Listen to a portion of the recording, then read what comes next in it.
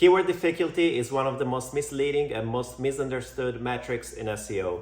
And in this video, I want to show you not only why this metric is irrelevant, but how you can build a model to actually understand which keywords it is the most difficult or easiest to rank for.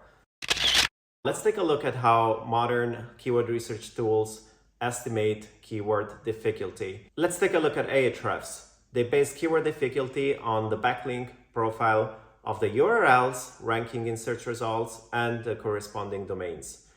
This means the more backlinks the domain and the specific results have, the higher the keyword difficulty. If you look at Semrush, it's very similar. They include a couple of different factors, but it's still purely based on backlinks. This is crazy. You're talking about keyword difficulty without considering the absolute most important thing, which is what content is ranking. Is that good? Is that bad? Is it really targeting those keywords? Is it meeting user intent? That's not in there. It's purely based on backlinks, and that's why it can be incredibly misleading.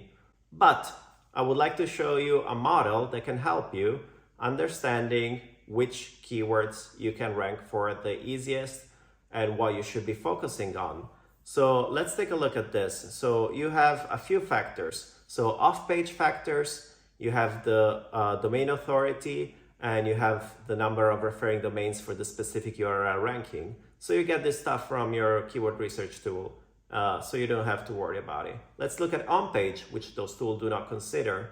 There are actually some tools like Keywords Everywhere that try to go in that direction, but even in that case, the data is very limited. So if you look at what Keywords Everywhere does, they give you a score based on how well the URLs ranking target the specific keyword. So if the keyword is in the meta title, in the URL, things like that. That's very limiting, but at least it goes somewhat in the right direction. What you would want to add to that is to consider the quality of the content that is ranking. And by quality, I mean how well it satisfies user intent. Let's take this as an example.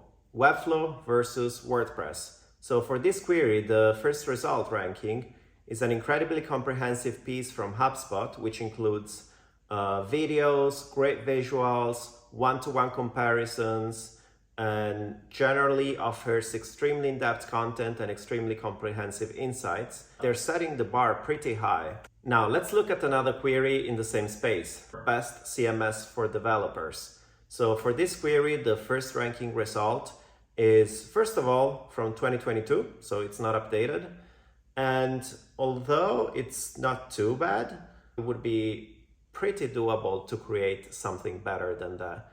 So this is a very important factor. So when you're looking at on-page, you want to understand if the results are really targeting the specific keyword you want to rank for, and how well the experience is for the user, how good the content is.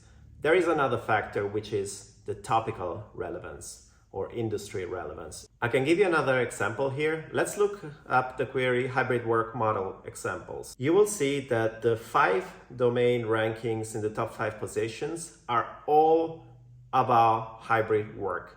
So the relevancy is really high. If you're one of the competitors, you'd neither have an advantage nor a disadvantage. But if you're from outside the industry, you definitely are at a disadvantage. Now let's take a look at a different query, best books about machine learning. Now, what you see here is that many of the domains ranking are not really in a specific niche or in a specific industry. So this is a great opportunity. If you're in the machine learning space, great. You have a good chance of being a more authoritative source compared to these results. As you apply this model, you will not have to do it so step by step. You will simply look at search results and get a good feeling for the level of difficulty. But there are 2 more things that I also want to talk to you about, which are very important when it comes to evaluating the difficulty of a certain keyword. The first one is that almost always you're not targeting one single keyword in your piece of content, you're targeting a pool of keywords. So in this example, you're targeting a few different keywords. Some will have a higher difficulty, some will have a lower difficulty, and this is based on what keyword research tools give you. So you shouldn't really use that, but if you are, you will still have different levels of difficulty, and maybe some keywords you will rank faster for and some will take a little longer. So that's very important to keep in mind. It's not a single target, you're going after a pool of keywords. So that's one of the reasons why keyword difficulty maybe doesn't make that much sense.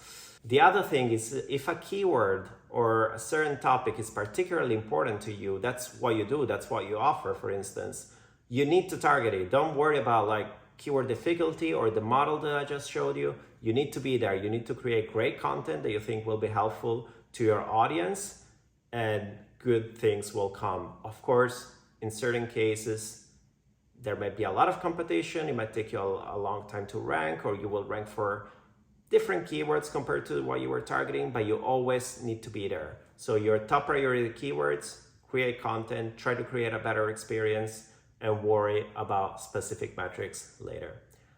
If you're using keyword difficulty today, I would love to hear from you. Please let me know what you think about this. Let me know how your experience was, and I hope to hear from you all.